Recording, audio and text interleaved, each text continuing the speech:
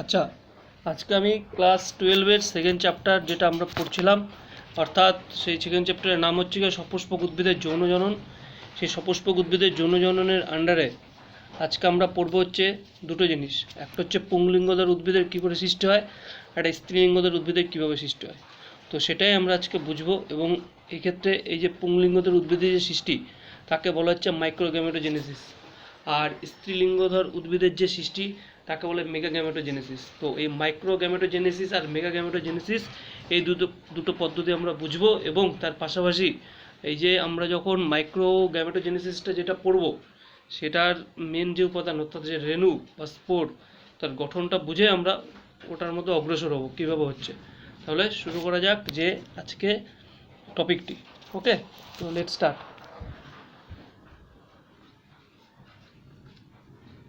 দেখো, প্রথমে যেটা শুরু করছি সেটা হচ্ছে গিয়ে স্ট্রাকচার অফ স্পোর। এটা যদি বুঝি তো একটা স্পোর কীরকম দেখতে হয় তার আগে বলে নিই। একটা স্পোর বা রেণুর মধ্যে আমরা যে প্রাচীরটা পাবো, সেই প্রাচীরকে বলে স্পোরোডাম। ওকে, প্রাচীরকে বলে, রেণুর যে প্রাচীর তাকে বলে স্পোরোডাম। রেণু একটা এরকম হয়, তার বাইরে যে প্রাচীর থাকে এটাকে বলে স্পোরোডাম। তো স্পোরোডামকে আমরা দুটো স্তরে ভাগ করেছি, একটা হচ্ছে এক্সাইন আর একটা হচ্ছে গিয়ে ইনটাইন। তো এক্সাইন মানে হচ্ছে গিয়ে বাইরের স্তর, ইনটাইন মানে হচ্ছে ভেতরের স্তর। মানে রেণুর যে বাইরের যে স্তর তার দুটো রূপ আছে, একটা ভেতরের একটা বাইরে। তো ভেতরটাকে বলা হচ্ছে ইনটাইন, বাইরেটাকে বলে এক্সাইন। তো সেই যে এক্সাইনকে ফার্দার আমরা আবার দুটো ভাগে ভাগ করতে পারি। একটা হচ্ছে গিয়ে সেক্সাইন আর হচ্ছে নেক্সাইন, ঠিক আছে। আর আবার এই যে সেক্সাইন যেটা রয়েছে, এই সেক্সাইনও হচ্ছে গিয়ে এই এক্সাইনের যে স্তর, তার বাইরের স্তরকে বলে সেক্সাইন আর ভেতরের স্তরকে বলে নেক্সাইন। তো তার মধ্যে এই যে সেক্সাইন যে রয়েছে, সেক্সাইনের আবার দুটো স্তর রয়েছে। একটা হচ্ছে একটো সেক্সাইন, আবার রয়েছে এন্ডো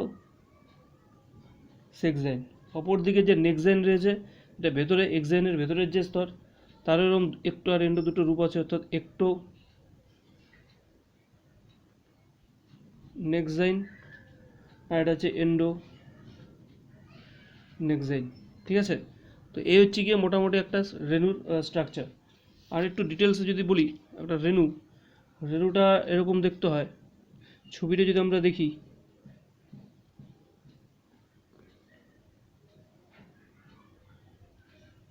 এবার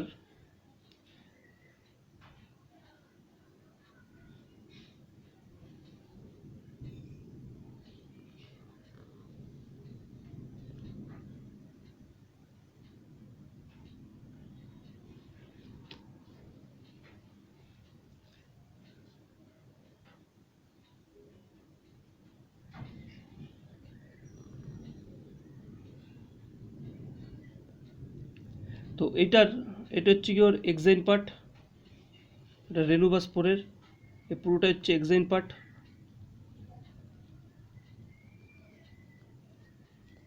আর এটা যেটা আমি আঁকলাম, এটাকে বলা হচ্ছে ওর ইনটাইন পার্ট। এক্সাইন গেল, ইনটাইন গেল। এবার তাহলে ভেতরে যে সাইটোপ্লাজমের ভেতরে ওর একটা এরকম নিউক্লিয়াস রয়েছে, ঠিক আছে। এবার এই নিউক্লিয়াসটির বিভাজনের মাধ্যমে কি করে একটা রেণু থেকে কি করে আমাদের হচ্ছে মাইক্রোগ্যামেটোজেনেসিস চলে, সেটাই আমরা আজকে বুঝব। তো এটা বুঝতে গেলে আমাদের শুরু করতে হবে আজকে এর ছবিটা দিয়ে। কি বলেছে দেখো, যেটা হচ্ছে মাইক্রোগ্যামেটোজেনেসিস মানে হচ্ছে পুংলিঙ্গধর উদ্ভিদ সৃষ্টি। মাইক্রোগ্যামেটোজেনেসিস কীভাবে হচ্ছে দেখো, এখানে প্রথমে আমি স্পোরটা আঁকলাম রীতিমতো, যার বাইরেটাকে এক্সাইন বলছে,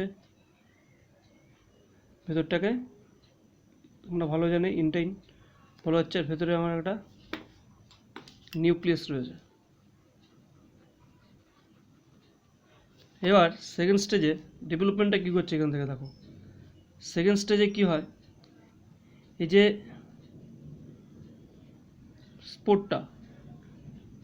স্পোরের ভেতরের যে সাইটোপ্লাজমের মধ্যে যে নিউক্লিয়াস, এই নিউক্লিয়াসের বিভাজন হবে।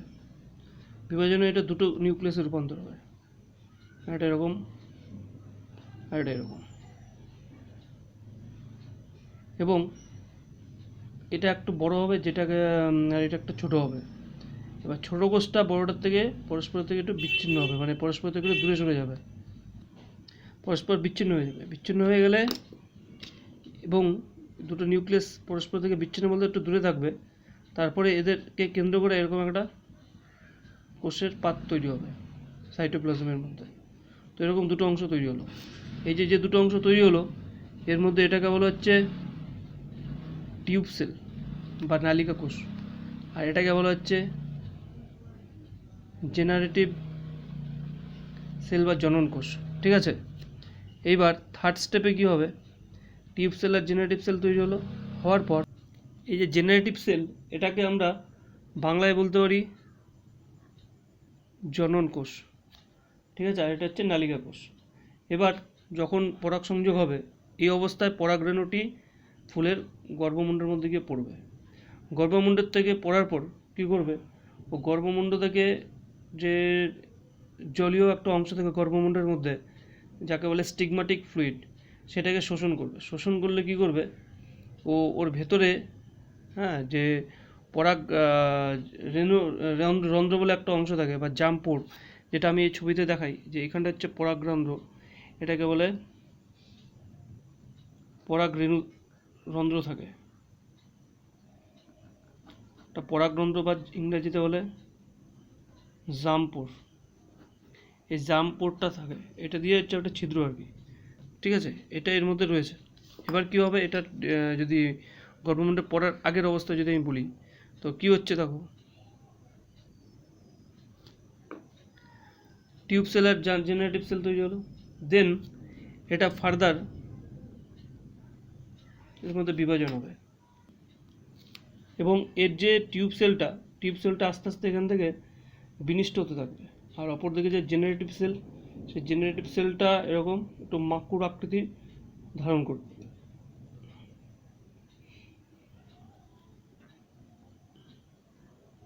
মাকুর ন্যায় ধারণ করবে। তারপরে কী করবে, যত সময় যাচ্ছে তত তারপর চেঞ্জ কী করে হচ্ছে। নেক্সট এটা আস্তে আস্তে পুরোপুরিভাবে এই যে টিউব সেল এটা বিনষ্ট হয়ে যাবে, আর এই যে মাকুর আকৃতির যে সেল, অর্থাৎ যে জেনারেটিভ কোষ সেল যেটা রয়েছে, এটা বিভাজন হওয়া শুরু হবে। অর্থাৎ এটা এরকম দুটো খণ্ডে বিভক্ত হতে থাকবে, এবং আলটিমেটলি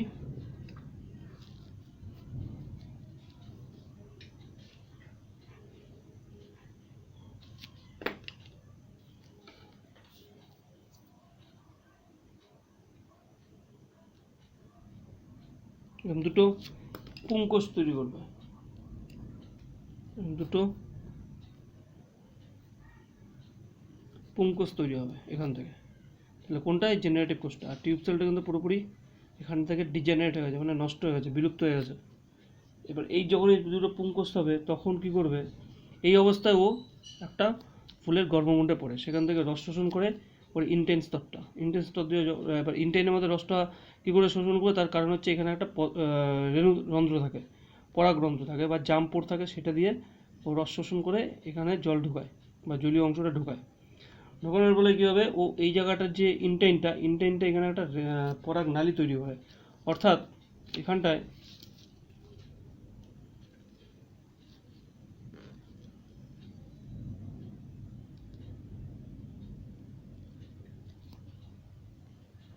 দেখো ইন্টেন লেয়ারটা কিন্তু বেরোচ্ছে।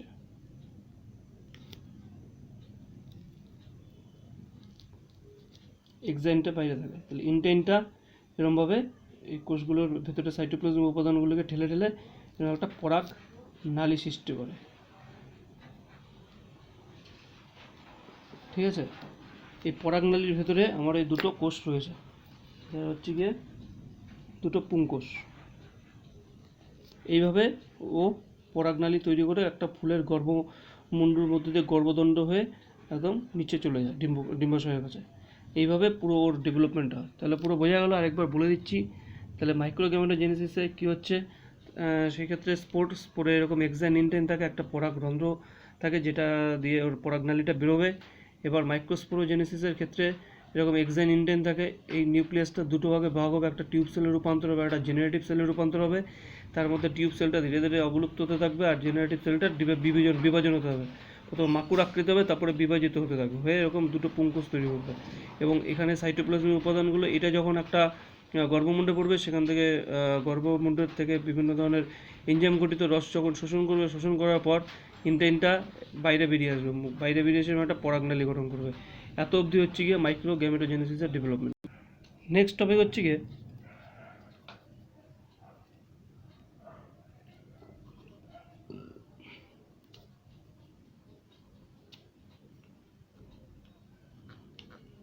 মেগাগ্যামেটোজেনেসিস বা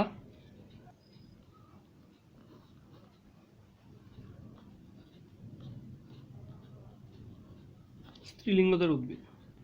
তো এই মেগাগ্যামেটোজেনেসিস প্রক্রিয়াটি কীভাবে হয় দেখো।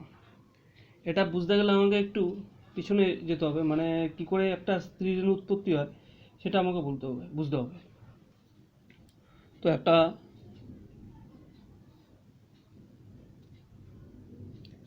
ডিম্বকের মধ্যে অসংখ্য কোষ থাকে। মনে করো এটা ডিম্বক,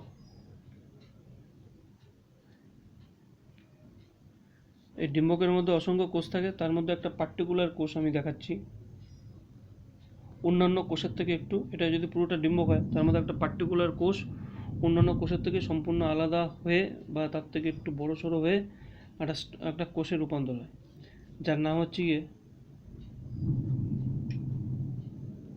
আর্কিস্পোরিয়াল কোষ। ঠিক আছে, একটা ডিম্বকের। আর এই পাশে এগুলো সব কোষ রয়েছে এগুলো। এবার এই আর্কিস্পোরিয়াল কোষ ফার্দার, আমি স্ট্রাকচারটা বারবার রাখছি, এই কোষটার নিউক্লিয়াসটার ডিভিশন হবে দুবার। যদি ডিভিশন হয় তাহলে দুটো নিউক্লিয়াস তৈরি করবে। তার মধ্যে একটাকে বলে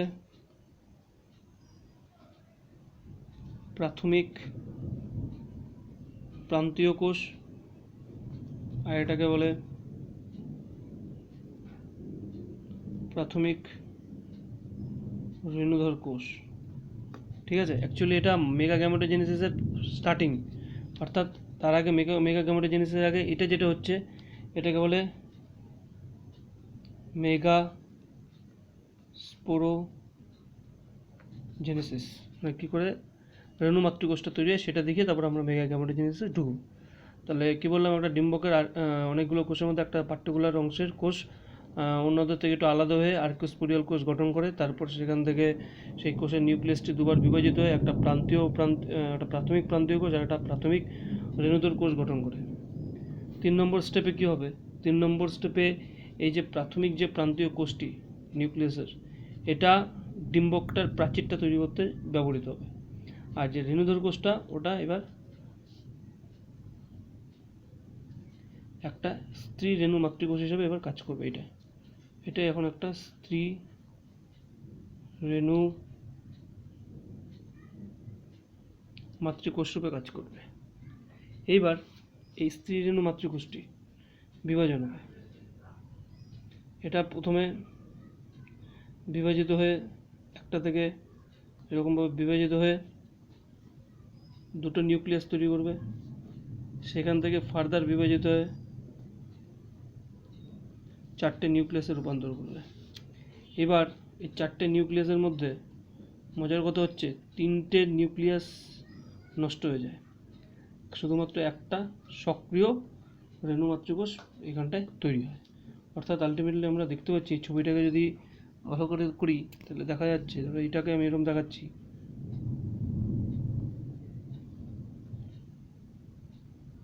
এই হচ্ছে সক্রিয় রেণু মাতৃকোষ, রেণু সক্রিয় স্ত্রী রেণু, আর এর পাশে এই যে যে তিনটে সেটা এরকমভাবে ওরা যে অবলুপ্ত হচ্ছে সেটা এখান থেকে এইভাবে বোঝাচ্ছি, এটা পুরো নষ্ট হয়ে যায়। তাহলে পুরোপুরিভাবে একটা সক্রিয় রেণু এইভাবে থাকে। এবার এটার ফার্দার ডেভেলপমেন্ট কী করছে দেখো। তাহলে আমি এখান থেকে এত অবধি যে পথটা দেখালাম এটা হচ্ছে মেগাস্পোরোজেনেসিস, মানে এত অবধি আমার একটা সক্রিয় রেণু তৈরি হলো। এবার রেণুটা থেকে কী করে আমার স্ত্রীলিঙ্গধর উদ্ভিদ সৃষ্টি হবে সেটা আমি দেখাচ্ছি ব্যাক টু ব্যাক। এবার এখান থেকে এগুলো মনে করো বিলুপ্ত হয়ে যাবে। এবার এই নিউক্লিয়াসটা এবার ফার্দার আবার ডিভিশন নেবে, নিয়ে এই নিউক্লিয়াসটা দুটো নিউক্লিয়াসে রূপান্তর হবে। সেখান থেকে আবার ফার্দার আবার ডিভিশন হবে, এই নিউক্লিয়াসটা ডিভাইড হয়ে দুটো তৈরি করবে, এই নিউক্লিয়াসটা ডিভাইড হয়ে দুটো তৈরি করবে। সেকেন্ড এখান থেকে আবার ফার্দার চেঞ্জ হয়ে এই দুটো প্রত্যেকটি আবার বিভাজন হলে দুটো থেকে চারটে হবে, এর দুটোর প্রত্যেকটি আবার বিভাজন হলে চারটে কোষ তৈরি হবে। এবার নেক্সট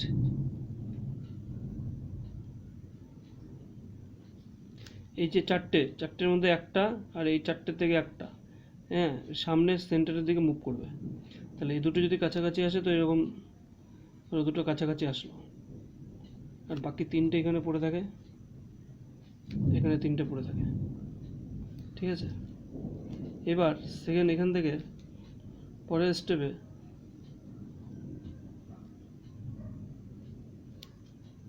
এখানে যে তিনটে থাকবে কোষ নিউক্লিয়াস যুক্ত, তার এই দুটোকে বলা হচ্ছে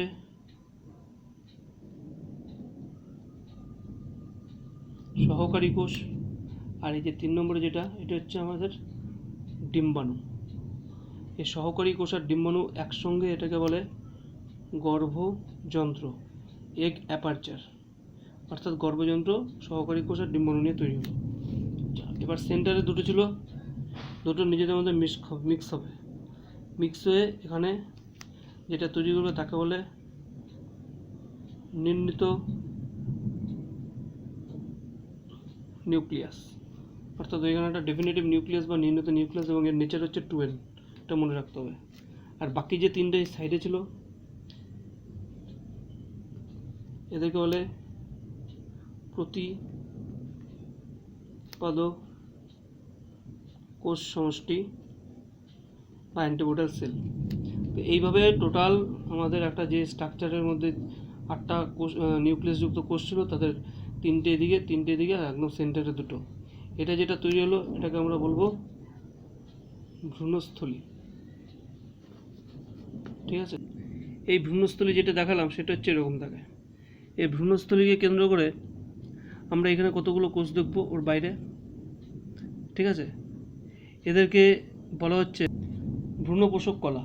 এই ভিতরে ভ্রূণস্থলীকে যা আবৃত করে গেছে তাকে বলে ভ্রূণপোষক কলা। ভ্রূণপোষক কলাকে কেন্দ্র করে, হ্যাঁ, একটা প্রথম যে লেয়ারটা দেখতে পাচ্ছি তাকে বলে অন্তঃস্থক, ডিম্বকের ত্বক, অন্তঃস্থক আর বহিঃস্থক। এরকম অন্তঃস্থক বহিঃস্থকে দুটো ডিম্বকের ত্বক ওকে বাইরে ঘিরে রাখে, ঠিক আছে। এবং এরকমভাবে একটা স্ট্রাকচার তৈরি করে, এবং শেষেতে নিচের দিকে যাই তাহলে এটা দেখবো একদম যে জায়গাটায় ওর স্টার্টিংটা হচ্ছে এটাকে বলে ডিম্বক নাভি, আর এটার যে বৃন্তটা থাকে তাকে বলে ডিম্বক বৃন্ত, ঠিক আছে। ডিম্বক বৃন্ত আর ডিম্বক নাভি।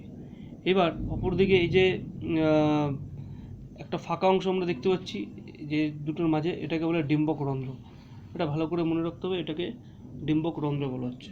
আর কি বলা হচ্ছে, এটা ভ্রূণস্থলী বলে দিলাম, এটা হচ্ছে প্রতিপাদক কোষ সমষ্টি, অ্যান্টিবোডাল সেল, সহকারী কোষ, ডিম্বাণু, মাঝখানে নির্ণীত নিউক্লিয়াস, আর এই জায়গাটায় যেটা তোমার ওই ভ্রূণপোষক কলার এই যে পয়েন্টের থেকে এই ভ্রূণস্থলীটা তৈরি হবে এটাকে বলা হচ্ছে ডিম্বক মূল।